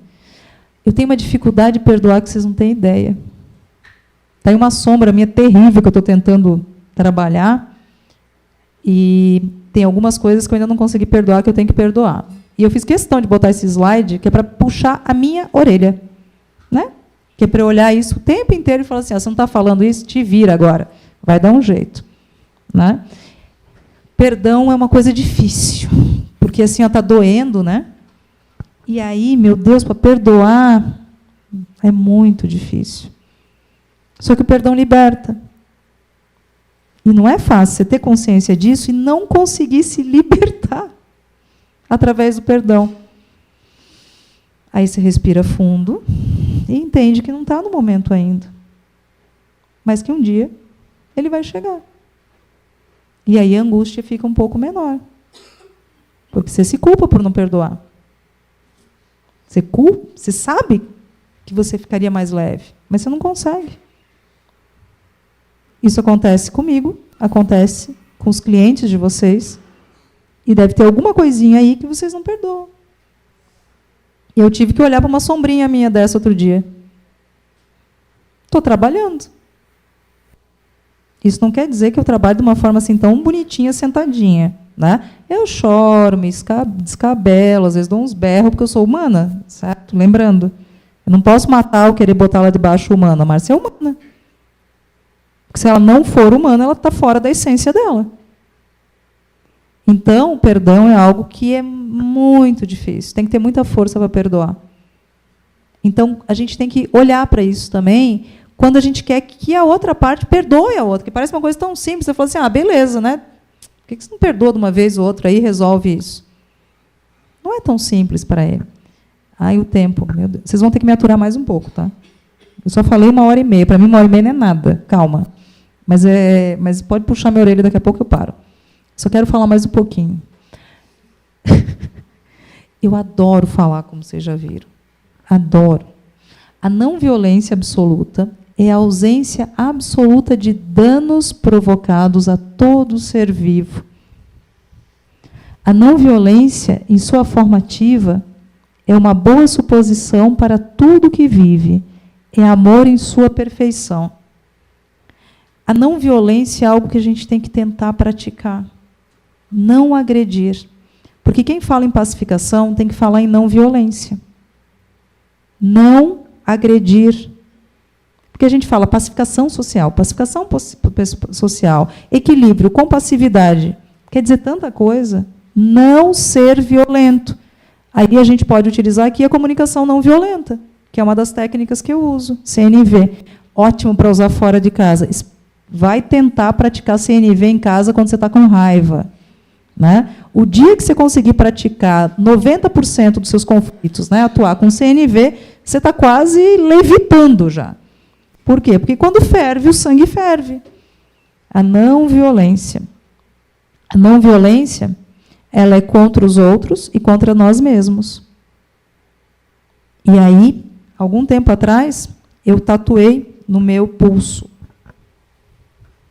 esquerdo a rinça. A rinça é não violência. É um princípio que me norteia. A rinça. E eu tatuei no meu pulso, que é para toda vez eu lembrar da não violência, para eu sentir a não violência em mim. A tatuagem pode ser um processo extremamente curativo. A rinça no pulso esquerdo. A rinça, para nortear a minha vida. Um dos nortes. Tem mais umas tatuas aqui. Todas elas com propósito. Todas elas para plasmar na carne, no corpo físico, algo que precisava ser integralizado. Não tem rótulo, tatuagem, é isso, aquilo, daquele outro. Para a Márcia, a tatuagem é um recurso ritualístico que faz sentido, dessa forma. Para Maria pode ser outra coisa, para o João também pode ser outra. Eu utilizo e, para os meus pacientes, dependendo do contexto, eu indico, se eles são pessoas abertas e que sentem o chamado, de marcar determinadas questões com tatuagens. Eu tenho alguns exemplos de irmãs e outras mulheres que praticaram abortos, que eram um padrão familiar, e que transformaram esses filhos em estrelas nos seus corpos, e foram rituais do clã feminino. Mas funcionou para esse grupo, para aquele sistema fazia sentido. Para outros não faz o menor sentido. Então, cada grupo é um grupo, cada caso é um caso. A rinça, isso vem do yoga, isso vem da Índia, não violência. E é algo que eu trago. Na carne, que é para lembrar, Mahatma Gandhi, né, dispensa comentários. Indo para o final, senão vocês vão ficar muito entediados, depois de tudo que a gente falou, certo? De 1h30 de um percurso, vocês podem entender, ou começar a parar para compreender como é que eu vejo a constelação ou as práticas sistêmicas como um recurso extremamente idôneo para eu utilizar nos movimentos de pacificação e de não violência. Por exemplo, aqui não dá para ver muito bem, mas eu trouxe um kit que eu tenho de bonecos isso aqui eu acho que é tipo aquela madeira, né, MDF, e que a gente utiliza quando vai fazer o atendimento, né? O que acontece? Muitas vezes, para você fazer a representação familiar, você usa os bonecos. E aquilo é fácil para a parte compreender. Quem nunca pegou uma mulher que disse assim, a família dele não presta, ele é um vagabundo, a minha família que é boa. Certo? Quem trabalha com direito de família, isso é a coisa mais corriqueira. Aí você pega, você bota Dona Maria para cá, né? Você pedir para a Dona Maria botar, já é meio caminho andado, né? Ela vai botar aqui. Caiu a Dona Maria, não está boa. Né? Ela não está bem, ela está mal mesmo. E você vai colocar ele aqui. Ele não está nem olhando para ela, ele está olhando para outra coisa. Que pode ser o filho. Mas eles não tinham filho. E agora? É porque ela fez um aborto. E assim vai indo. Então, você integra essa dinâmica terapêutica. Isso aqui eu já fui mais a fundo. Tá? Isso aqui não é uma demonstração. Isso aqui, não dá nem para dizer o que é só para explicar um pouquinho como é que a gente pode, uma possibilidade de uso e em tempo acelerado. Né? Porque isso aqui vem toda uma conversa, vem toda uma acolhida que não é da constelação. A constelação, ela não quer saber o enredo da história. Mas aí eu tenho que integrar essa ferramenta linda da constelação, que eu amo de paixão, que eu utilizo. Eu constelo toda semana, gente. Quando eu não constelo, um dia sim, um dia não. Certo? E quando eu não quero, aparece ainda por cima. Por exemplo, você fala, não, hoje eu vou tirar de folga. Aí me aparece alguém que fala, professora, pelo amor de Deus. Daí lá vou eu, falo, tá bom, bora, né? Vamos fazer. Aí o que acontece? Aí eu faço, me sinto melhor ainda, porque eu gosto mesmo. Aí o que ocorre?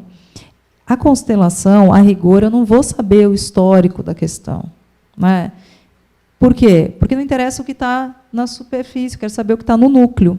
Mas no atendimento com o cliente, no escritório da advocacia, e numa possível abordagem sistêmica com o recurso da constelação da dinâmica, eu tenho que ouvir. E aí eu tenho que fazer escutativa.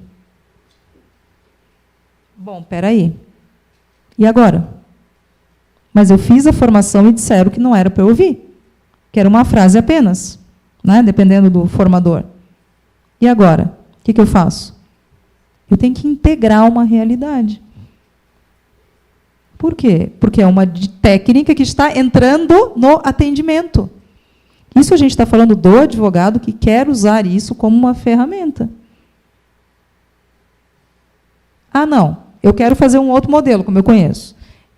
Eu faço atendimento sem essa abordagem do uso de nenhum recurso a priori terapêutico, e aí eu identifico casos que devam ser encaminhados para a constelação. E aí eu tenho um constelador de apoio que constela no meu escritório, individual ou, em alguns casos, pessoas que promovem esses eventos, né, ciclicamente no escritório. Também é uma possibilidade. Eu tenho escritórios que eu faço o serviço de constelação. Tem escritórios, ou tem casos, de pessoas que me chamam para compor acordos, utilizando recursos sistêmicos. E todo o background que eu tenho, para compor os acordos possíveis. As possibilidades de proposta de acordo para fazer uma apresentação.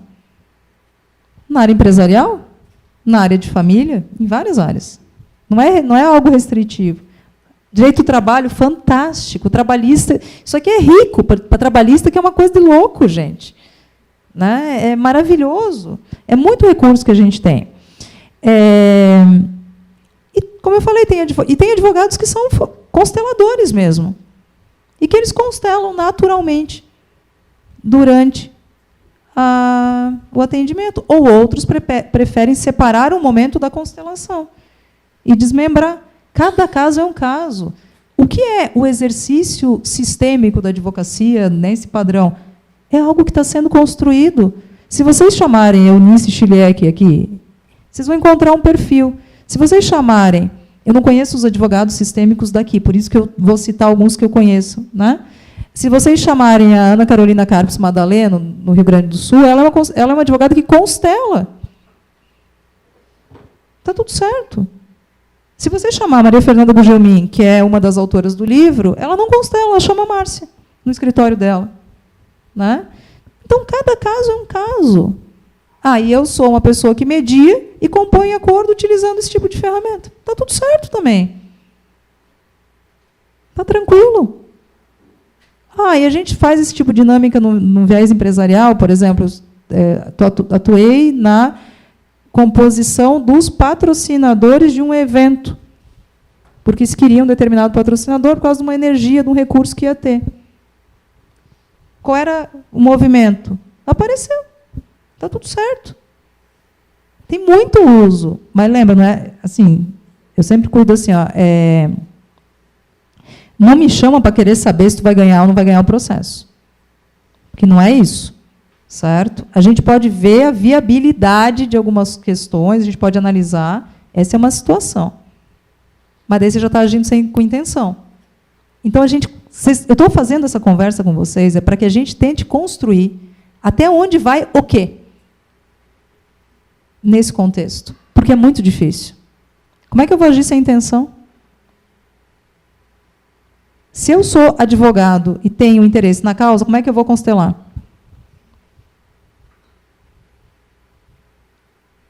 Tá, e se eu sou juiz agora? Eu digo, reitero, para quem quiser ouvir, juiz não constela. Mas eu quero constelar. Beleza. Final de semana, fora do horário de expediente, o senhor ou a senhora promova suas vivências. Sem problema nenhum. Eu sou professora. Eu adoro constelar. Quando eu estou lecionando, eu uso uma abordagem sistêmica, mas eu não paro a minha aula para fazer constelação com os meus alunos. Por quê? Porque não é o momento. Ah, mas eles têm conflito. Claro que eles têm. Eu também tenho. Calma, cada coisa no seu lugar. Ah, mas eu sou uma juíza ou um juiz e eu gosto de utilizar, né, os bonecos, ou eu faço dinâmicas na minha audiência. Que lindo! Que coisa boa! Pode agregar valor.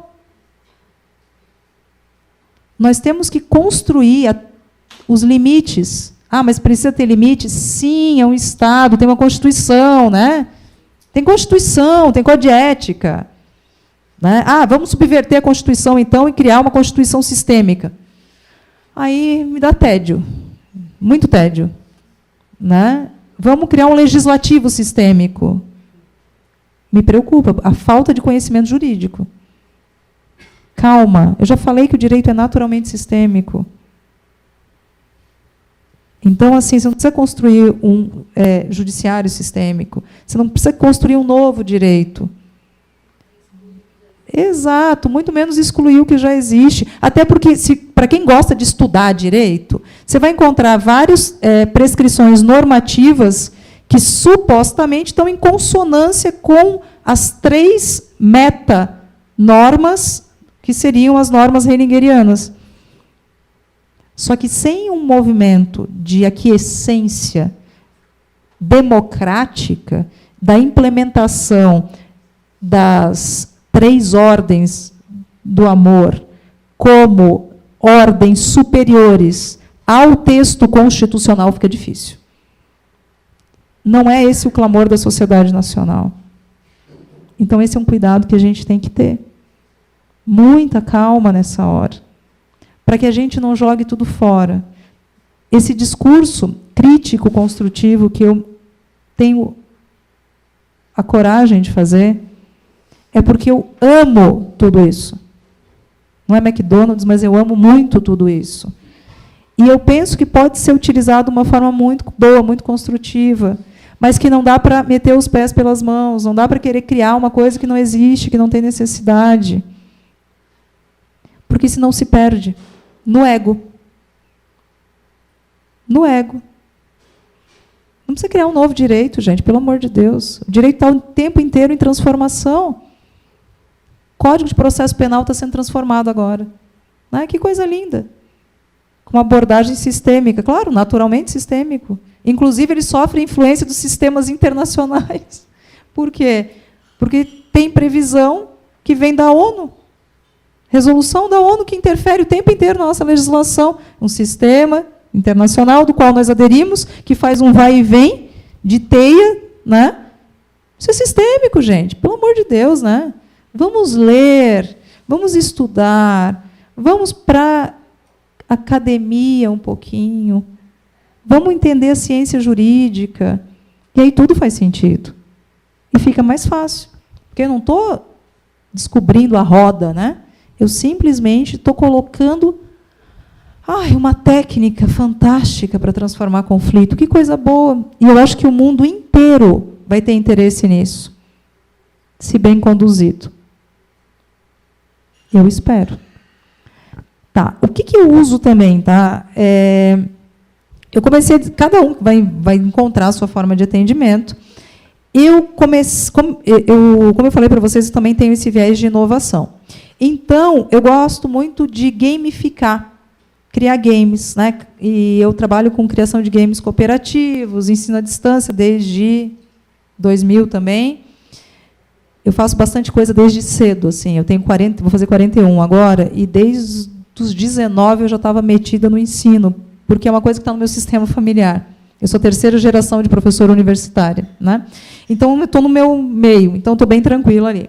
Aí eu falei assim, olha, e se eu agregasse algumas emoções no meu atendimento? E aí eu comprei um jogo que tem as emoções. Beleza, vamos trabalhar com emoções. Vai lá testar, né? Porque a gente gosta de testar. Aí, tem um recurso que chama falas sistêmicas. Esse recurso, quem fez é a Irian. É ótimo, né? É muito bom. A Irian é uma amada, um serzinho de luz. A Irian fez uma coisa que todo mundo queria, né? Sabe aquela coisa, todo mundo que faz formação fala assim, aquela frase de cura, cadê aquela frase, cadê? Pois é, a Irian fez isso e transformou em cartas. Como ela joga tarô, ela sentiu, né? Intuiu e montou o modelo dela. Conversei com ela, a gente conversa, é uma pessoa fantástica, e eu uso nos atendimentos, de uma forma bem intuitiva. Então, eu peço, por exemplo, aqui, nesse caso, em que aqui tem até uma barreira na frente do nosso amigo, que ele virasse uma carta. Você veio antes. Então, isso vai trazendo um recurso, uma informação. E aqui, para esse menino que está olhando para cá, apareceu nojo. E aí eu posso depois pedir para que alguém tire uma carta, para, né, associar. Eu te agradeço pelo tempo que foi. Para mim foi tão bom esse recurso, porque as dinâmicas nos presídios demoravam muito tempo. E a gente tinha que aumentar o número de atendimentos, porque eu constelo sozinha no presídio. Certo? E eu atendo, quando eu consigo, eu tento atender o máximo, que é o que eu consiga, 3 pessoas no período da manhã. Só que muitas vezes eu consigo atender só uma, porque eu tinha que ouvir. Né? E eu trabalho também com genossociograma, que é um recurso fantástico. Né? Então, no atendimento, você pode agregar genossociograma, você pode utilizar os teus recursos, né? Aquilo que você conhece. No livro da constelação da execução penal, a gente explica um pouquinho o que a gente faz, que é a parte da comunicação não violenta, que é a parte dessas dinâmicas. Quando eu terminei de escrever, eu não estava usando as cartas ainda, agora tem coisa nova. E assim vai indo. Isso aqui, na verdade, tem algumas dicas de como utilizar, né, que tem 2 caminhos. Você compra os seus bonecos, compra suas cartas e vai testando, e você vai encontrar o seu caminho, ou você faz algum treinamento para ter uma noção. Mas o treinamento vai te dar uma noção. Né? Já vou terminar, calma. Tem um monte de coisa aqui para vocês para ver. Isso aqui é uma coisa muito legal, que é o sistema multiportas, mas isso aqui praticamente é outra palestra, né? Que é fantástico. Mas eu quero só que vocês vejam uma coisa. Na verdade, eu queria que vocês vissem tudo, mas não fica difícil. Tá? O que acontece? Quando a gente pensa em inovação, a gente pensa em usar várias técnicas que não são necessariamente tão convencionais para transformar conflito. Tá? Então, aqui eu separei, por exemplo, o sistema multiportas, que é um sistema que já existe nos Estados Unidos.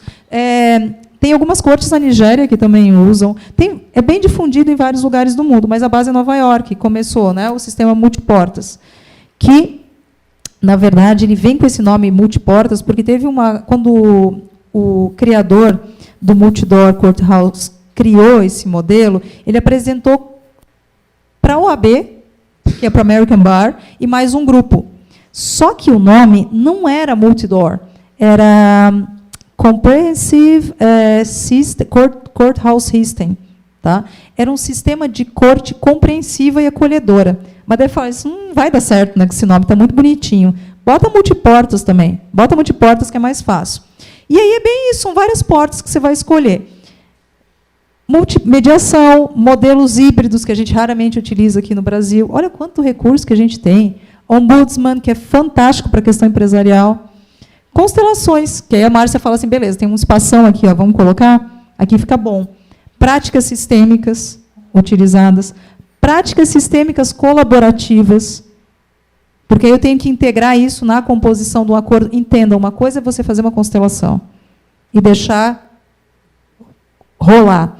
Outra coisa é você integrar a dinâmica sistêmica na colaborativa. Por exemplo, eu sou um mediador, ou eu sou um advogado colaborativo, e aí eu vou utilizar essa dinâmica sistêmica para colaborar. Porque uma coisa é uma coisa, outra coisa é outra coisa. Certo? Eu enxergo dessa forma. Design Thinking, voltado à condução do acordo. Essa técnica é uma técnica que funciona muito bem. Certo? Mas o que isso tem a ver?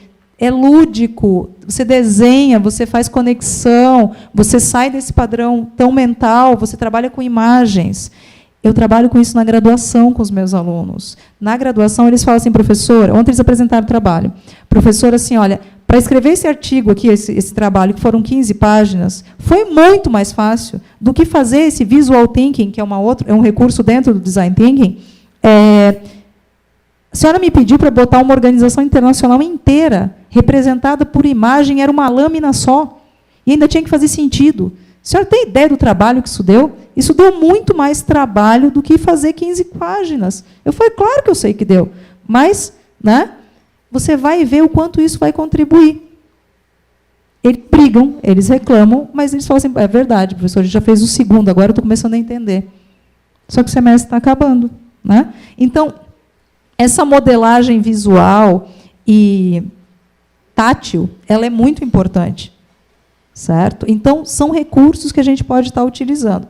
A JR, que é a Justiça Restaurativa, que já é uma transformação, que já é uma inovação. Aí a Márcia, o Fabiano e o Everaldo falaram assim, não, espera aí, vamos pegar a constelação e umas práticas sistêmicas, vamos integrar nos modelos tradicionais dos círculos restaurativos? Vamos. É o que eu faço no presídio, no Hospital de Custódia. Eu crio os círculos restaurativos, integrando dinâmicas que são da constelação. Como eles... Hospital de Custódia e tratamento psiquiátrico. Eles são pessoas que têm distúrbios mentais gravíssimos. Certo? O que acontece? Eles todos estão submetidos a fortes medicamentos, o que não possibilita, muitas vezes, uma intervenção assim, mas em grupo funciona de uma forma incrível. Eu trabalho com 20 homens, tá, conduzindo essas dinâmicas, que são circulares. Até eu comentei aqui, eu falei, gente, eu estou tão acostumado com os círculos que eu estranho hoje em dia essas estruturas. E são feitos movimentos maravilhosos. O último, a gente trabalhou com arte-terapia, nós fizemos a reintegração do masculino e do feminino, pai e mãe, com argila, e que eles moldaram. Eu entreguei o feminino, Fabiano Oldoni entregou o masculino, cada um recebeu separadamente, e eles tinham que moldá-los a partir disso. É um processo doloroso, complexo e riquíssimo. Ao término, como eles não podem manter nas suas celas, foi entregado à Mãe Terra.